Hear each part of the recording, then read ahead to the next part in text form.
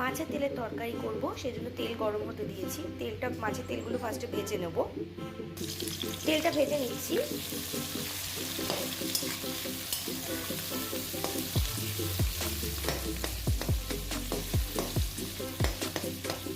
অনেকখানি তেল জমিয়েছি অনেক দিন ধরে, একটু ডিমও আছে।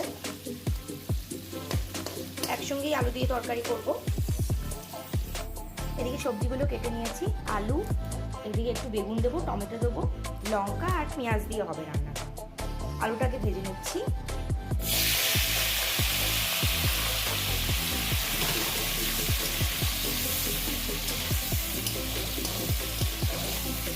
নুন আর হলুদ দিলাম অল্প। এবার সবজিগুলো দিয়ে দিচ্ছি।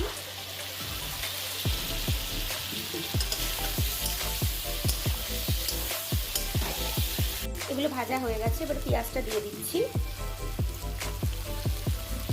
পেঁয়াজটাও লাল করে ভেজে নেবো।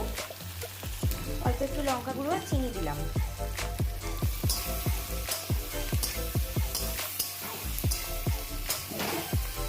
মাছের তেলটা দিয়ে দিলাম।